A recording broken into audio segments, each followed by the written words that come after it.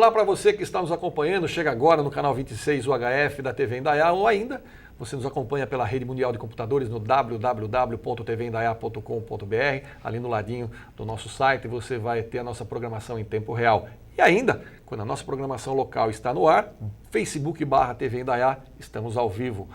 Comigo aqui, a contadora de histórias Carmelita de Toledo Pisa. É uma pessoa que eu conheci já o trabalho dela, ela vai estar ministrando um curso de contação de histórias, é assim que diz, né? Sim. Nos dias 25 e 26 na Clínica Raia, aqui na Cidade Nova, do lado do Colégio Dom José. E eu trouxe essa pessoa fascinante aqui para conhecer um pouco, para que você de casa conheça um pouco do trabalho dela e ela conte para nós o que é contar história.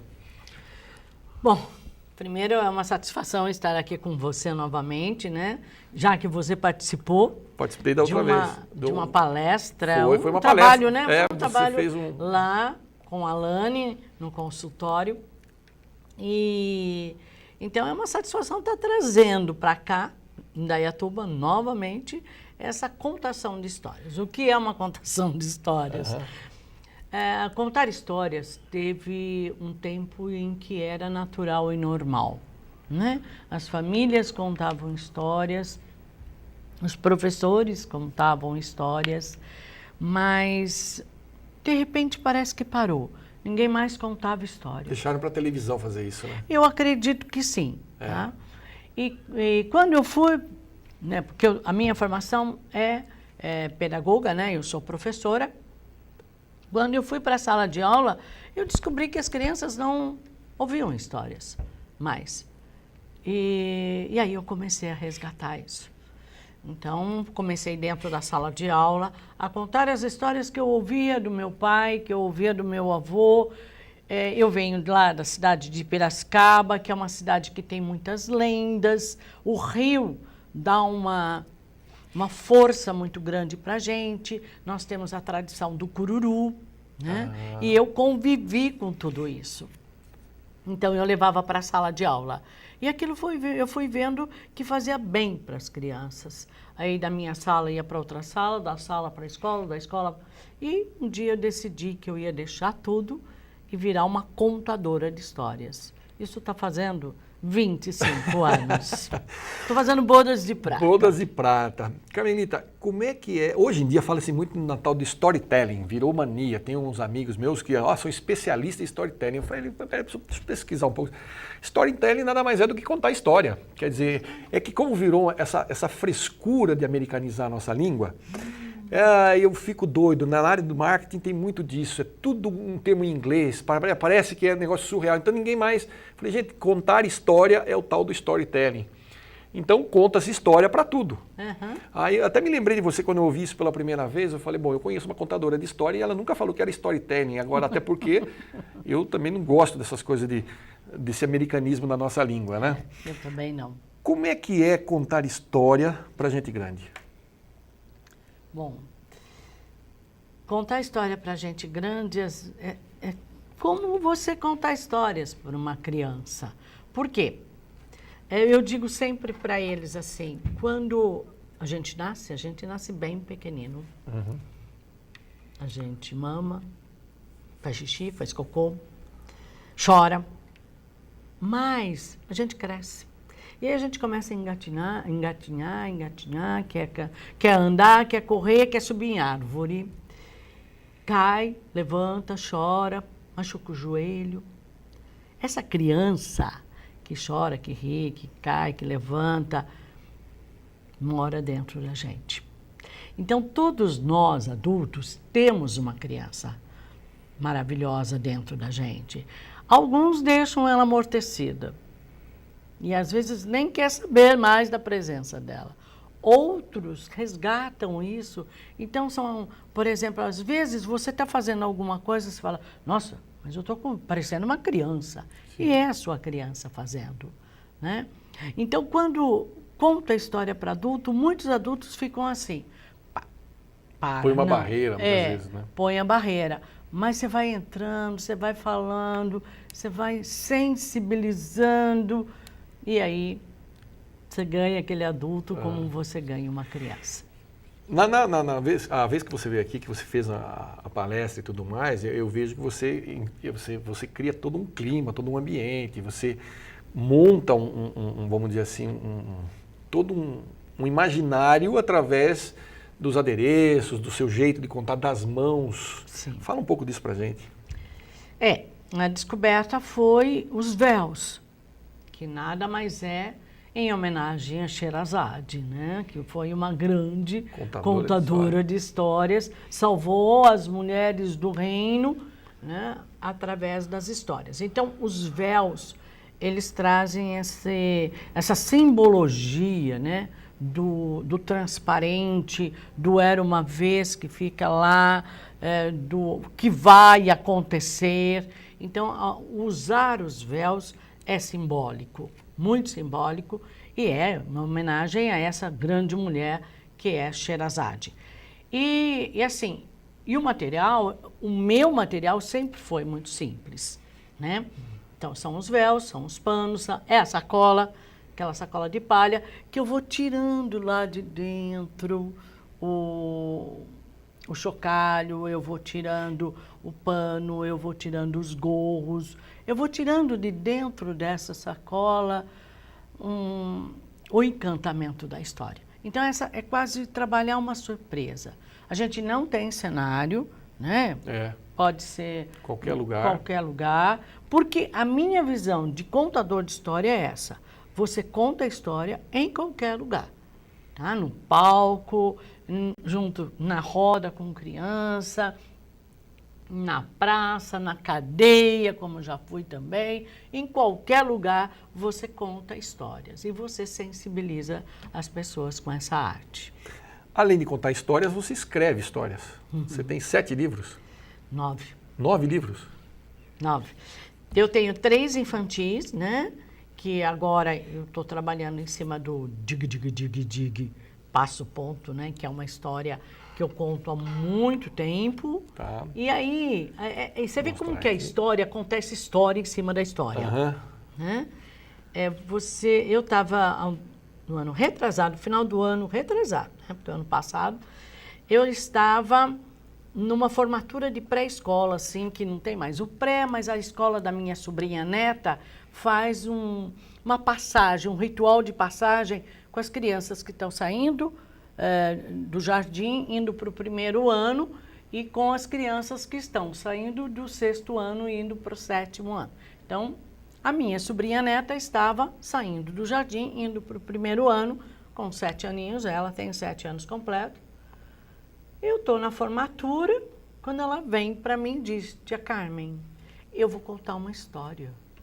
Eu olhei, aquele público, estava lotado tudo ali.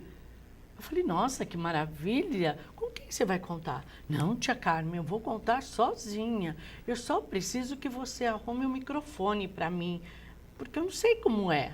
Meu Deus. A tia já ficou toda entusiasmada. E aí, de fato, ela tinha razão. A coordenadora tinha pensado em ficar segurando o microfone, né? E aí, eu falei: não vai dar certo. Aí conversei com o rapaz do som, e ele acertou um microfone, um pedestal certinho para ela e tal. Quando ela terminou, e ela contou essa história, sozinha. Quando ela terminou de contar, eu ensino, e ela, como boa aprendiz da tia, a gente faz a reverência. Né? Ela fez a reverência. E ela foi subindo. E o público não aplaudia. Eu olhei para a mãe em prantos, olhei para o pai em prantos, né, de alegria que estava ali. Eu comecei a aplaudir, e todo mundo aplaudiu. Falei: meu Deus, essa menina deixou o público parado, extasiado ali, olhando, perplexo. Aí eu falei: eu vou publicar essa história. Porque se essa menina com 6, 7 anos consegue contar essa história, outras crianças também conseguirão. Foi isso que eu pensei. E aí eu editei o livro. Que bacana. Ele não tem ilustração, ele é um livro com as onomatopeias, né? Que são sons que a gente conta na história. É uma história de brincadeira, né? E então foi difícil fazer isso tudo, chegar nesse ponto. Estruturar, né, na verdade, para que a gente trazer para o papel. Isso, e teve que ter uma boa diagramação, que o Anderson tá aí, né? Que foi ele que fez essa parte aqui de diagramação, que é o meu companheiro das histórias, mas também na escrita. Então tem uma hora que eu falo enorme, e aí o enorme está aqui. Tá? Então, esse livro bem em homenagem a uma criança, especificamente a Mariana, mas representando todas as crianças que podem contar histórias. Legal. E também escreveu para adulto. Está aqui o último. Que legal. Deuses e homens e deusas no erótico da mulher.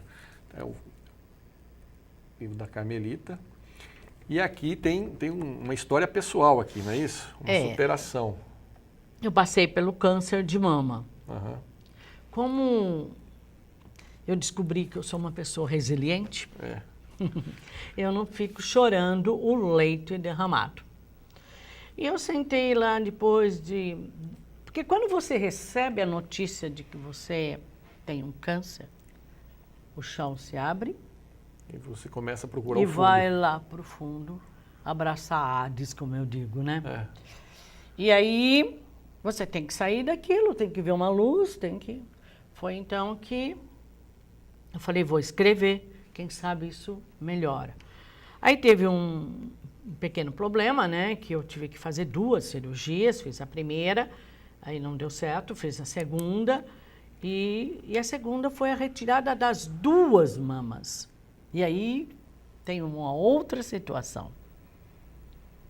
A decisão, tira ou não tira? Tira. Tá, tirou.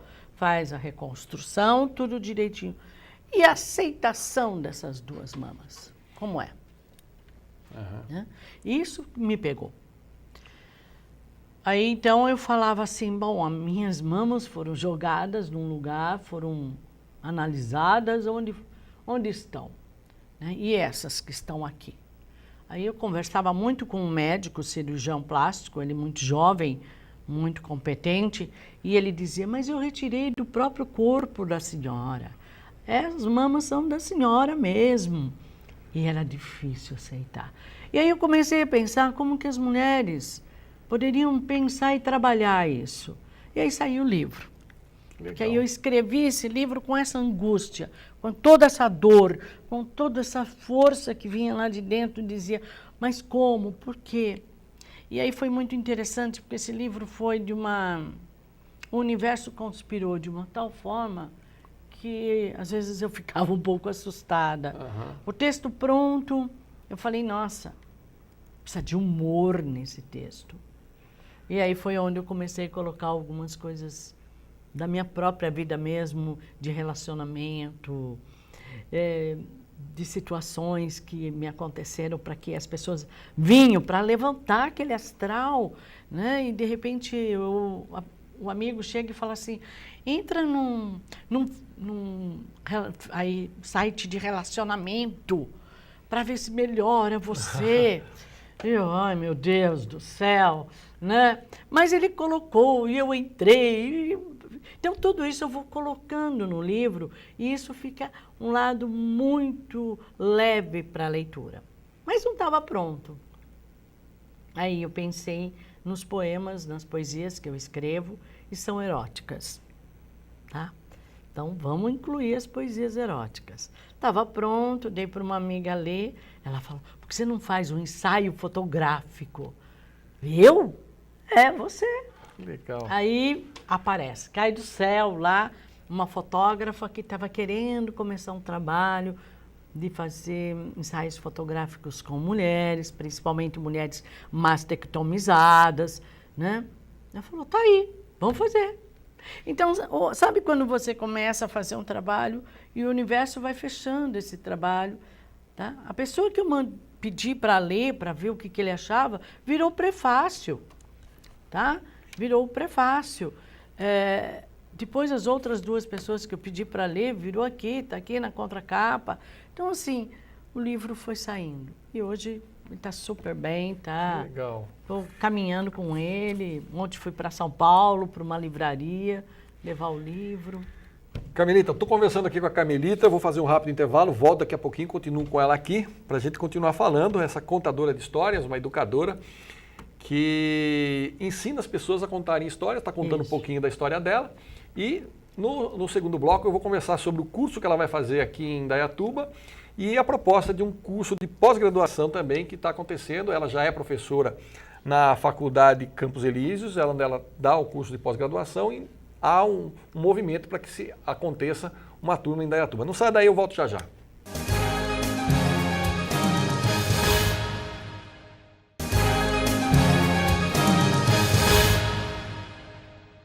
De volta com o nosso Papo Livre, agora de novo aqui continuando com a Carmelita de Toledo Pisa. A Carmelita ela é de Piracicaba, é uma educadora, contadora de histórias e estará nos dias 25 e 26 de março ministrando um curso aqui em Indaiatuba, na Clínica Raia, ali na Oswaldo Cruz 1081, do lado do Dom José. E são 2 dias em que ela vai ensinar as pessoas a contarem histórias. Fala um pouquinho desse curso e depois a gente já emenda falando também do curso de pós-graduação, que é uma notícia que está trazendo para a gente aqui interessante. Então vamos lá. Esse curso a gente chama curso de imersão, né? Porque assim, ensinar a contar histórias, primeiro eu digo que todos nós somos narradores, tá? O seu papel aqui é um narrador. Você está contando uma história todas as manhãs que você está aqui, você conta uma história. Então assim, nós somos narradores já. O que precisa é despertar esse narrador. O que precisa é buscar lá no fundo o seu narrador e ser um contador de histórias. Eu comento muito, quando você faz uma fofoca, né? Você está contando uma história. Geralmente você aumenta também um pouco, né, na fofoca. É o famoso quem conta um ponto aumenta um ponto. Quem conta um conto aumenta um ponto. E aí nós decidimos que eu não estou sozinha. Eu estou com o Anderson, né, que ele é formado em 2013. 13? E desde 2006. 2006, ele fez o curso comigo e depois toda uma experiência em bibliotecas, contando histórias por aí.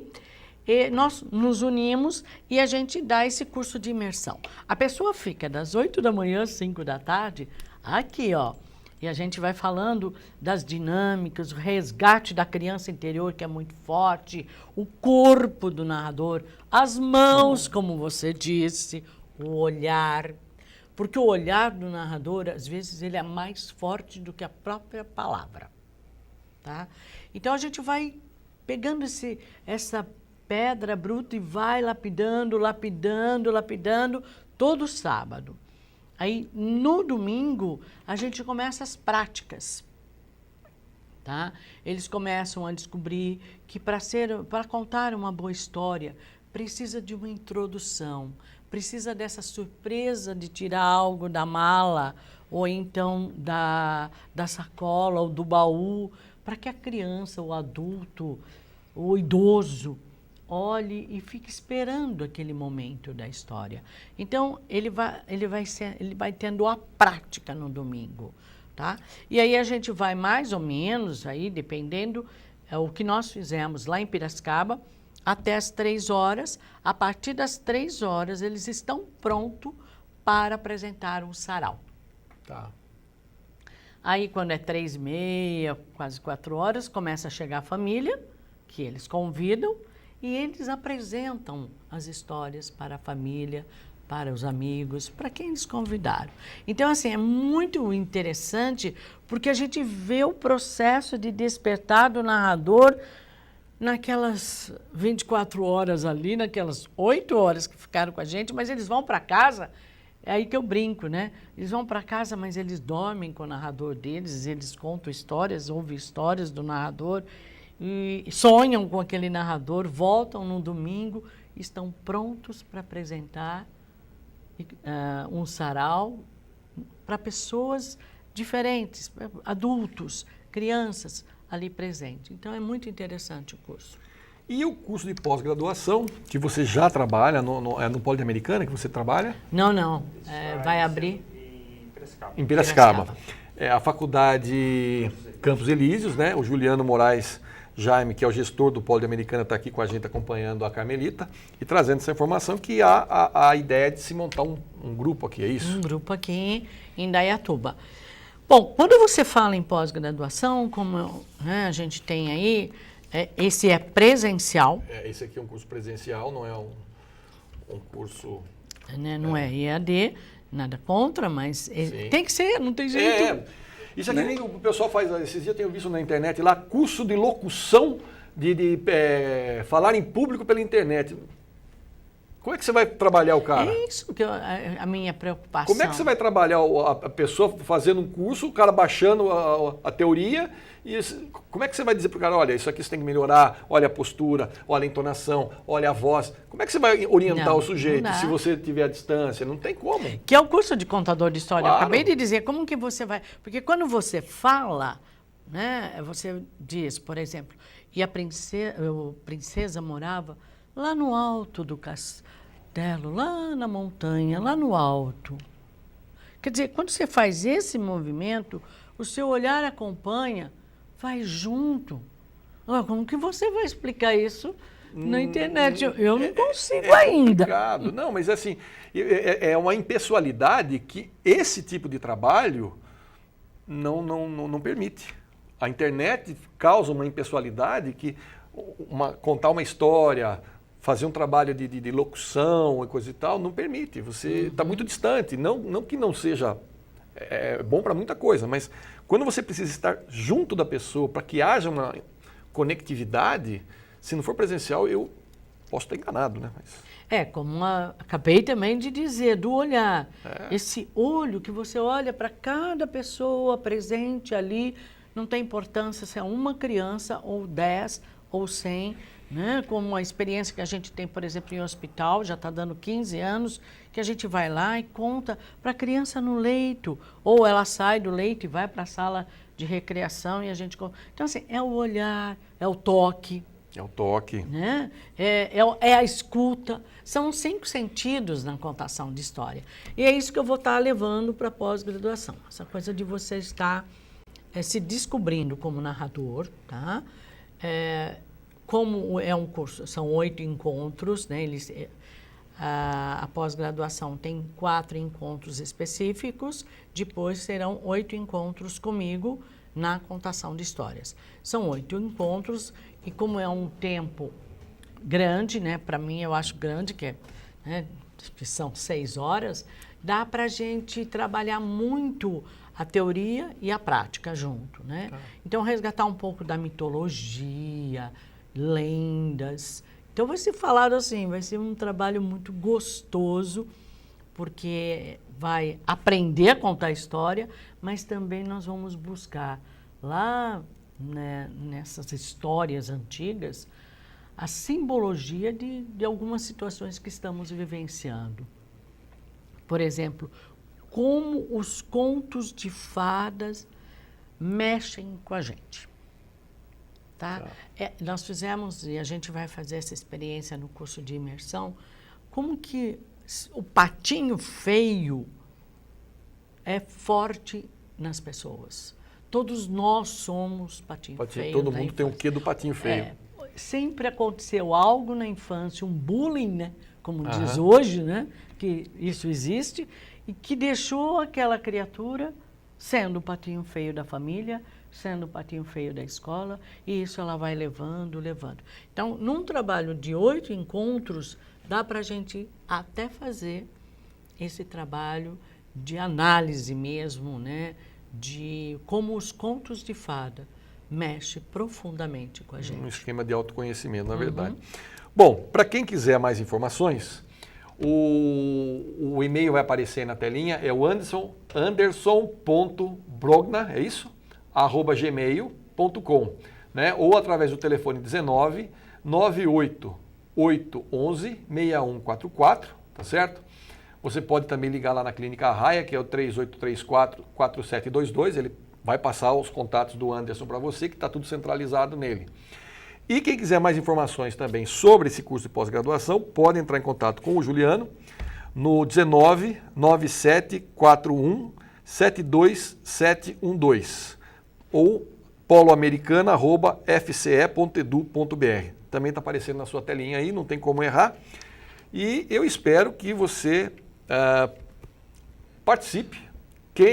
Se as vagas são limitadas, isso é bom lembrar. Se não der para você participar, porque esgotou, chora para Carmelita, que ela programa em uma outra data, certo? E eu espero que dê muito certo. Carmelita, sucesso, muito obrigado por ter vindo participar do nosso programa. Imagina. E venha outras vezes, sempre que você estiver por aqui, ainda mais se nós conseguirmos que a FCE venha fazer um curso de pós-graduação, você possa também vir mais vezes contar mais histórias para nós. Claro, claro. Aí a gente não vai perder essa oportunidade mesmo, porque a história é encantamento, né? E, então, como eu disse, não tem lugar. Você conta sempre. Eu sou uma contadora de história nata, eu brinco. Eu só não contei para parteira, porque eu não sabia falar. Tá certo, então. Obrigado mais uma vez, Carmelita. E você aí de casa, obrigado pelo carinho da sua audiência. Eu vou ficando por aqui e a gente se vê no nosso próximo encontro. Até lá, fique com Deus, muita paz. Não desligue, tem mais programação na nossa TV Indaiá rolando na sua telinha. Tchau.